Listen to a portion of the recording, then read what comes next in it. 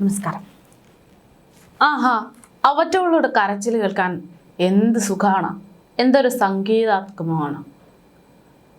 ഐശ്വര്യത്തിൻ്റെ siren മുഴങ്ങുന്നത് പോലെയുണ്ട്. നാടോടിക്കാറ്റ് എന്ന സിനിമയിൽ മോഹൻലാൽ പറയുന്ന ഒരു ഡയലോഗാണിത്. ഈ ഒരു ഡയലോഗ് പറയുന്നത് പോലെയാണ് കോടതിയിലേക്ക് പോകുന്ന രാഹുൽ മാങ്കൂട്ടത്തിൻ്റെ മുഖം കാണുമ്പോൾ തോന്നുന്നത്. നമുക്കറിയാം, കുറച്ച് മാസങ്ങൾക്ക് മുമ്പ് രാഹുൽ മാങ്കൂട്ടത്തിനെ കാണാതാകുന്നു. ഒളിവിൽ പോയ രാഹുൽ മാങ്കൂട്ടത്തിൽ പെട്ടെന്ന് ജാമ്യം ലഭിക്കുന്നതിൻ്റെ മണിക്കൂറുകൾക്കുള്ളിൽ പ്രത്യക്ഷപ്പെടുന്നു. മാധ്യമങ്ങൾക്ക് മുമ്പിലെത്തിയ രാഹുൽ മാങ്കൂട്ടത്തിൽ ഒന്നും തന്നെ കാര്യമായി സംസാരിച്ചില്ല. മാധ്യമങ്ങൾക്ക് ഇടയിൽ നിന്നുകൊണ്ട് ചായ ഊതിക്കുടിച്ചുകൊണ്ട് സത്യം ജയിക്കുമെന്നുള്ള ഉത്തമമായിട്ടുള്ള ബോധ്യമുണ്ടെന്നും എനിക്ക് പറയാനുള്ളതും എനിക്കെതിരെ പറയാനുള്ളതും മാധ്യമങ്ങൾക്ക് മുൻപിൽ എന്നതിനേക്കാളും അപ്പുറത്തേക്ക് കോടതിയിൽ താൻ തെളിയിക്കുമെന്ന് പറഞ്ഞുകൊണ്ട് വലിയൊരു പുഞ്ചിരിയോടെ ഇറങ്ങിപ്പോകുന്ന രാഹുൽ മാങ്കൂട്ടത്തിൽ.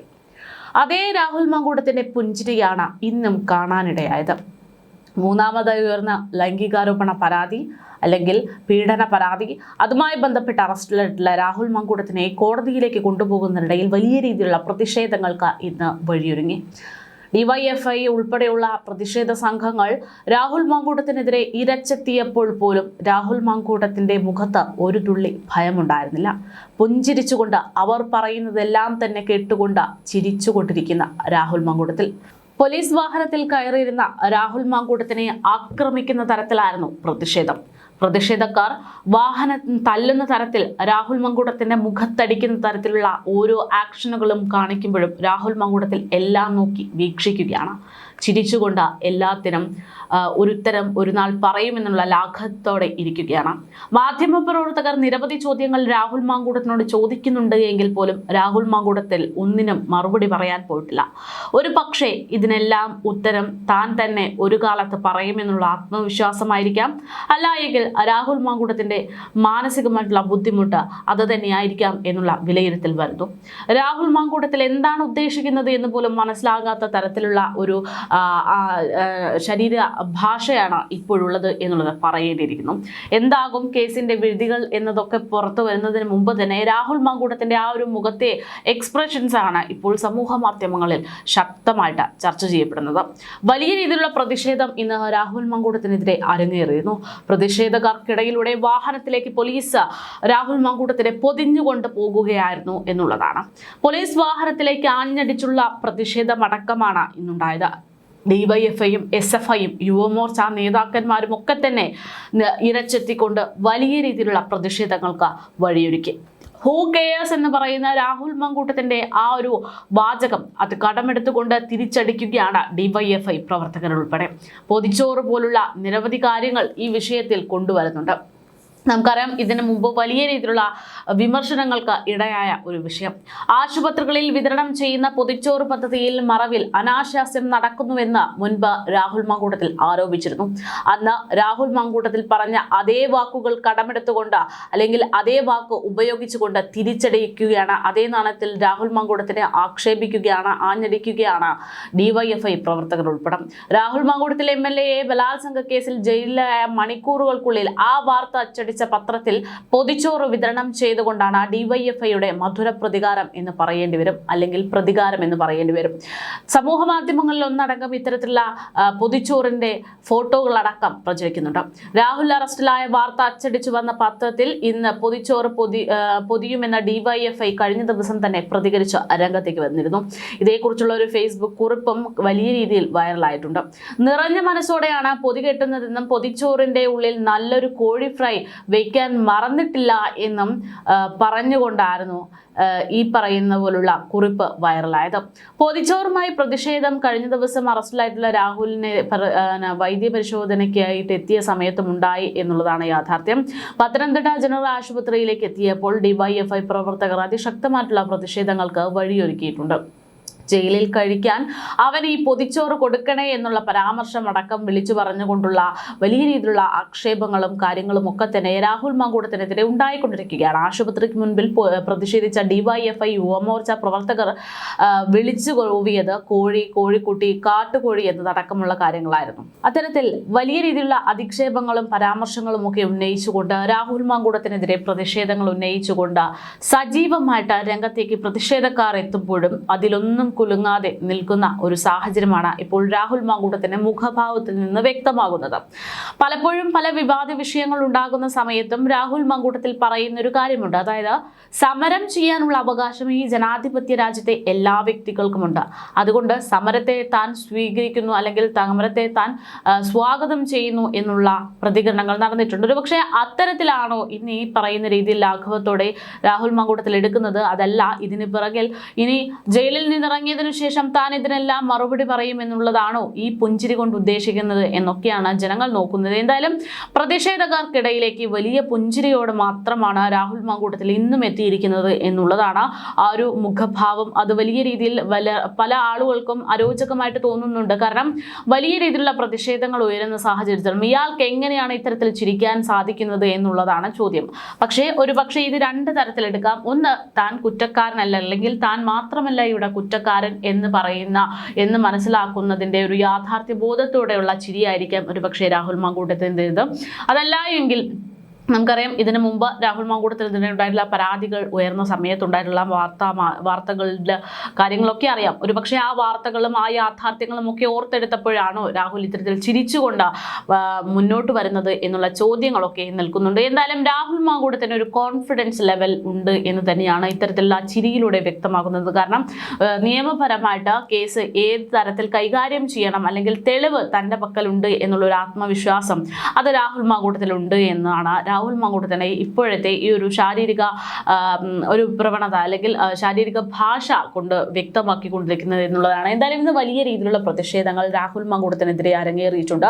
അതേ സമയത്ത് രാഹുൽ മാങ്കൂട്ടത്തിനെതിരെ പരാതി നൽകിയിട്ടുള്ള പുതിയ പരാതിക്കാരിക്കെതിരെ മറുവശത്ത് സൈബർ ആക്രമണം നടക്കുന്നു എന്നുള്ള വിവരങ്ങളാണ് പുറത്തു വരുന്നത്.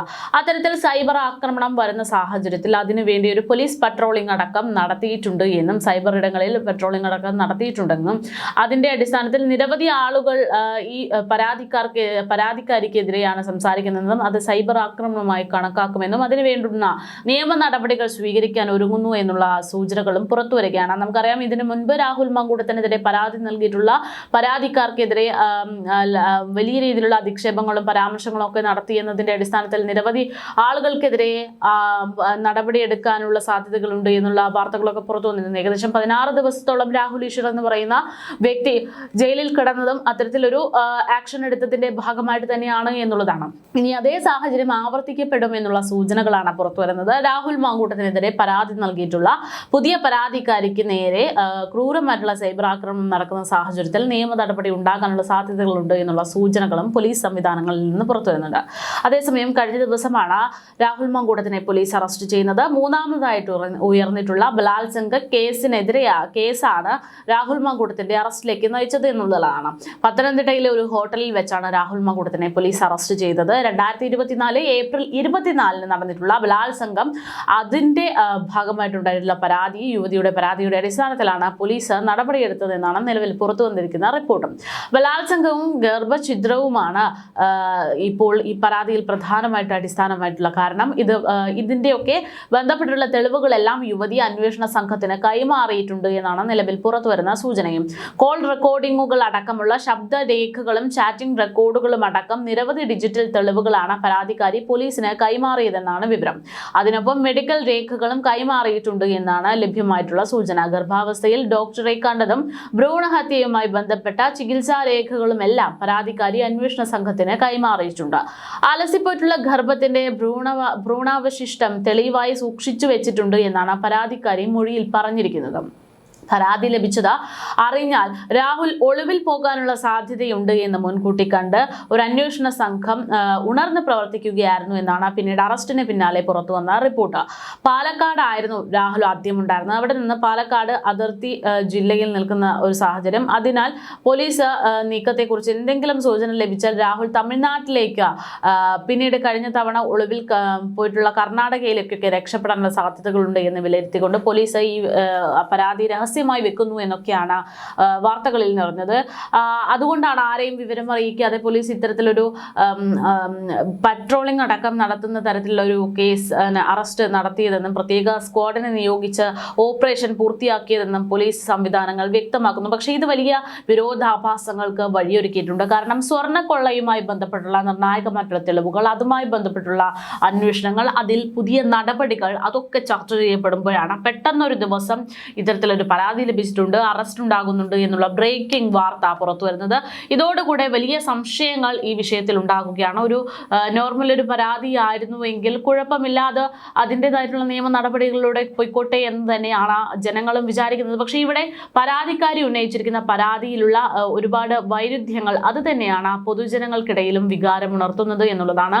പൊതുജനങ്ങൾക്കിടയിൽ വലിയ രീതിയിലുള്ള പ്രതിഷേധം ഇപ്പോൾ പരാതിക്കാരിക്ക് എതിരെയും ഉയരുന്നുണ്ട് എന്നുള്ളത് യാഥാർത്ഥ്യമാണ്. കാരണം പരാതിക്കാരി പറയുന്നത് പ്രകാരം 2024 കാലഘട്ടത്തിൽ ഈ പെൺകുട്ടി ഓൾറെഡി വിവാഹിതയാണ്. ആ വിവാഹിതയായിട്ടുള്ള പെൺകുട്ടി രാഹുൽ മങ്കൂട്ടത്തിനെ സോഷ്യൽ മീഡിയ വഴി, ഇൻസ്റ്റഗ്രാം വഴിയാണെന്ന് തോന്നുന്നു, സോഷ്യൽ മീഡിയ വഴി പരിചയപ്പെടുകയാണ്. അങ്ങനെ പരിചയപ്പെട്ടതിന് ശേഷം തനിക്ക് തൻ്റെ ഭർത്താവുമായിട്ടുള്ള പ്രശ്നങ്ങളും അല്ലെങ്കിൽ തനിക്ക് തൻ്റെ കുടുംബജീവിതത്തിലുള്ള പ്രശ്നങ്ങളും ഒക്കെ ആയിട്ട് പങ്കുവയ്ക്കുന്നു. ഭർത്താവുമായിട്ട് തുടരാൻ സാധിക്കില്ല എന്നതടക്കമുള്ള കാര്യങ്ങളാണ് പറഞ്ഞതെന്നാണ് സൂചന. അപ്പോൾ അങ്ങനെ സംസാരിച്ച് തൻ്റെ പ്രശ്നങ്ങളെല്ലാം ഷെയർ ചെയ്തതിന് ശേഷം രാഹുൽ കൂട്ടത്തിലുമായിട്ടുള്ള ഒരു മീറ്റപ്പ് അത് തന്നെയാണ് ഈ പ്രശ്നങ്ങൾക്ക് അല്ലെങ്കിൽ ഈ പരാതിക്ക് അടിസ്ഥാനമായിട്ട് പറയുന്നത്. രാഹുൽ മാങ്കൂട്ടത്തിൽ ഒരു രാഷ്ട്രീയ നേതാവായതുകൊണ്ടും ഏറ്റവും പോപ്പുലർ ആയിട്ടുള്ള വ്യക്തികളിൽ ഒരാളായതുകൊണ്ടും രാഹുൽ മാങ്കൂട്ടത്തിന്റെ ഒഫീഷ്യൽ നെയിം ഉപയോഗിച്ചുകൊണ്ടാണ് രാഹുൽ മാങ്കൂട്ടത്തിന് വേണ്ടി പെൺകുട്ടി തന്നെ ഒരു റൂം ബുക്ക് ചെയ്യുന്നത്. ആ റൂമിലേക്ക് എത്തിയതിനു ശേഷമാണ് പ്രശ്നങ്ങൾ വഷളായതെന്നും താൻ തന്റെ പ്രശ്നങ്ങൾ പറയാൻ വിളിച്ചു വരുത്തിയപ്പോൾ രാഹുൽ മാങ്കൂട്ടത്തിൽ തന്നെ അതിക്രമിച്ചു, അതിമോശമായിട്ടുള്ള രീതിയിൽ തന്നെ തന്നോട് ലൈംഗിക അതിക്രമം നടത്തിയെന്നൊക്കെയാണ് പരാതിയിൽ പറയുന്നത്. പക്ഷേ ഇവിടുത്തെ ഒരു പ്രധാന പ്രശ്നം എന്ന് പറയുന്നത് ഇത്തരത്തിൽ പരാതി നൽകാൻ പറ്റുന്ന ഒരു പെൺകുട്ടി അല്ലെങ്കിൽ ഒരു സ്ത്രീ എന്തുകൊണ്ടാണ് അപ്പോൾ തന്നെ പ്രതികരിക്കാതിരുന്നത്, തന്നെ അതിക്രൂരമായിട്ട് ഉപദ്രവിച്ചു എന്നതടക്കമുള്ള കാര്യങ്ങൾ പെൺകുട്ടി പരാതിയിൽ പറയുന്നുണ്ട്. അപ്പോൾ എന്തുകൊണ്ട് ഇത്രയും വൈകിയ ഒരു പരാതി എന്നുള്ളതാണ് പെൺകുട്ടിക്കെതിരെ അതിരൂക്ഷമായിട്ടുള്ള സൈബർ ആക്രമണം ഉന്നയിക്കാനുള്ള പ്രധാനപ്പെട്ട കാരണം എന്ന് പറയുന്നത്. അപ്പോൾ അതിനുള്ള ഒരു വിശദീകരണമൊക്കെ ആയിട്ട് കാര്യങ്ങൾ ഓരോന്നോരോന്നായിട്ട് പുറത്തു വരുന്നുണ്ട്. ഇത്തരത്തിൽ പെൺകുട്ടി ലൈംഗിക അതിക്രമണം ഉണ്ടാകുന്നു, അതിനുശേഷം തിരികെ പോകുന്നു. അതിന് ശേഷമാണ് താൻ ഗർഭിണിയാണെന്ന് അറിയുന്നതും ഇതിനിടയിൽ രാഹുൽ മാങ്കൂട്ടത്തിനെതിരെ മറ്റു 2 പരാതികൾ ഉയരുന്ന സാഹചര്യം ഉണ്ടാകുന്നതും ഈ വിവരമൊക്കെ പങ്കുവെച്ചുകൊണ്ട് രാഹുൽ മാങ്കൂട്ടത്തിനെ വിളിക്കുന്നു. ആ വിളിച്ച സമയത്ത് താൻ ഗർഭിണിയാണ് എന്ന് പറഞ്ഞപ്പോൾ ആ കുഞ്ഞിൻ്റെ പിതൃത്വം അതിൽ സംശയമുണ്ട് എന്നുള്ള രീതിയിൽ രാഹുൽ മാങ്കൂട്ടത്തിൽ തിരികെ സംസാരിക്കുന്നു എന്നതൊക്കെയാണ് പെൺകുട്ടി ചൂണ്ടിക്കാണിക്കുന്നത്. ഇതൊക്കെ സംബന്ധിച്ചുള്ള ഈ ചാറ്റുകൾ, വാട്സപ്പ് ചാറ്റുകൾ അടക്കം പുറത്തു വന്നിരിക്കുകയാണ്. പക്ഷേ നിലവിലത്തെ സാഹചര്യത്തിൽ ഇങ്ങനെയൊരു ശബരിമല സ്വർണ്ണക്കൊള്ള അതിൻ്റെ നിർണായകമറ്റ വഴിത്തിരിവിലേക്ക് എത്തുന്ന സമയത്ത് പെട്ടെന്ന് രാഹുൽ മാങ്കൂട്ടത്തിനെതിരെ ഇങ്ങനെയൊരു വീണ്ടും സമാനതകളോടുള്ള ലൈംഗികാരോപണ പരാതി ഉയർന്നത് അതൊരു പക്ഷേ ചിലരുടെയൊക്കെ സൃഷ്ടിയായിരിക്കാം എന്ന തരത്തിലാണ് വലിയ രീതിയിലുള്ളൊരു അഭിപ്രായം ഉയരുന്നത്. എന്തായാലും പോലീസിൻ്റെ നിർണായകമായിട്ടുള്ള നടപടികൾ അത് തന്നെയാണ് ഇപ്പോൾ ഇതിൽ പ്രധാനമായിട്ടും ഒരു പോയിന്റിലേക്ക് എത്താനുള്ള സാഹചര്യം ഒരുക്കുക എന്നുള്ളതാണ്. നിലവിൽ പോലീസ് ഒരു കുറ്റവാളിയെ അറസ്റ്റ് ചെയ്യുമ്പോൾ അല്ലെങ്കിൽ തെറ്റ് ചെയ്തിട്ടുണ്ട്, രാഹുൽ മാങ്കൂട്ടത്തിൽ തെറ്റ് ചെയ്തിട്ടുണ്ടെങ്കിൽ ശിക്ഷിക്കപ്പെടണം. അത് മാറ്റി നിർത്തി കഴിഞ്ഞാൽ ഈ പറയുന്ന സ്വർണ്ണക്കൊള്ളയിൽ അടക്കമുള്ള നിരവധി ആളുകളെ ഒരു VIP ലിസ്റ്റിൽ കൊണ്ടു നടക്കുന്ന പോലീസ് ഒരു റെയ്ഡ് നടക്കുന്ന തരത്തിലാണ് കഴിഞ്ഞ ദിവസം രാഹുൽ മാങ്കൂട്ടത്തിനെ അറസ്റ്റ് ചെയ്തത്. അപ്പോൾ അതിന് നാടകീയമായിട്ടുള്ള ഒരു അറസ്റ്റിന്റെ ആവശ്യമുണ്ടോ എന്നതടക്കമുള്ള കാര്യങ്ങൾ പോലീസിനെതിരെ ആക്ഷേപമായിട്ട് വരുന്നൊരു സാഹചര്യമാണ്. അതുകൊണ്ട് ഇനിയെങ്കിലും ഈ പറഞ്ഞ പരാതിയുടെ അടിസ്ഥാനം എന്താണ്, ഈ പരാതിയുടെ നിയമസാധുതകൾ അതെന്തൊക്കെയാണ് എന്നതൊക്കെയാണ് പോലീസിനെ ഏറ്റവും വലിയ വെല്ലുവിളിയായി നിൽക്കുന്നത്. ഒരുപക്ഷെ പോലീസ് കോടതിയിൽ പോലും നിലനിൽക്കാൻ സാധ്യതയില്ലാത്തൊരു കേസായിട്ട് ഇത് മാറാനുള്ള സാധ്യത സാധ്യതകളുണ്ട് എന്നുള്ള വിലയിരുത്തൽ പുറത്തു വരുമ്പോൾ സ്വാഭാവികമായിട്ടും എക്സ്പീരിയൻസ് ഒരുപാടുള്ള പോലീസ് സംവിധാനങ്ങൾക്കും അത് വ്യക്തമായിട്ട് അറിയുന്നിരിക്കണം. അപ്പോൾ അങ്ങനെയെല്ലാം അറിഞ്ഞിട്ടും എന്തിനാണ് ഇത്തരത്തിൽ നാടകീയമായിട്ടുള്ള ഒരു അറസ്റ്റ് നടത്തിയത്? അതും രാഹുൽ മാങ്കൂട്ടത്തിനെ വ്യക്തിഹത്യ ചെയ്യുന്ന അല്ലെങ്കിൽ രാഹുൽ മാങ്കൂട്ടത്തിനെ ആക്രമിക്കാൻ, രാഹുൽ മാങ്കൂട്ടത്തിനെ തകർക്കാൻ വേണ്ടിയുള്ള ഒരു നീക്കമാണോ ഇത്തരത്തിൽ നടത്തിയത് എന്നതടക്കമുള്ള കാര്യങ്ങളാണ് ചോദ്യമായിട്ട് വരുന്നത്. ഇതിനൊക്കെയുള്ള മറുപടി നിർണായകമാണ്.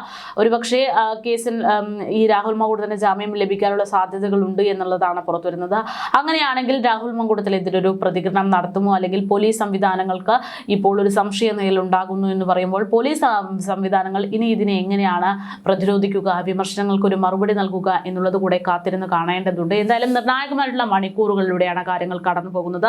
രാഹുൽ മാങ്കൂട്ടത്തിനെതിരെ പരാതി വരുന്നു, അറസ്റ്റ് ഉണ്ടാകുന്നു. ഇപ്പോൾ പോലീസ് നടപടികളുമായിട്ട് മുന്നോട്ട് പോകുന്നതിന്റെ ഇടയിൽ രാഹുൽ മാങ്കൂട്ടത്തിനെതിരെ അതിശക്തമായിട്ടുള്ള പ്രതിഷേധങ്ങളാണ് വഴിവെക്കുന്നത്. ആ പ്രതിഷേധങ്ങളെ പോലും ചിരിച്ചുകൊണ്ട് പുഞ്ചിരിച്ചുകൊണ്ടാണ് രാഹുൽ മാങ്കൂട്ടത്തിൽ ഏറ്റെടുക്കുന്നത് എന്നുള്ളതാണ് ഇപ്പോൾ ഏറ്റവും അടുത്തായിട്ട് പുറത്തു വരുന്ന റിപ്പോർട്ടുകൾ. ആ ഒരു ശരീര ഭാഷ കൊണ്ട് രാഹുൽ മാങ്കൂട്ടത്തിൽ ഉദ്ദേശിക്കുന്നത് എന്താണ് എന്ന് കാത്തിരിക്കുകയാണ് ജനങ്ങൾ. ഇതിനു മുമ്പുണ്ടായിട്ടുള്ള ലൈംഗിക ആരോപണ പരാതി ഒക്കെ ജാമ്യം ലഭിച്ചതിന് ശേഷം രാഹുൽ മാങ്കൂട്ടത്തിൽ പറഞ്ഞിരുന്നു തന്റെ വോട്ടർമാർക്കിടയിൽ താൻ കൃത്യമായിട്ട് പ്രവർത്തിക്കുമെന്ന്. ആ ഒരു പ്രവർത്തനം ഇനിയും അങ്ങോട്ടുണ്ടാകുമോ എന്നതടക്കമാണ് ഈ കേരള രാഷ്ട്രീയം, കേരള സമൂഹം ഉറ്റുനോക്കുന്നത്.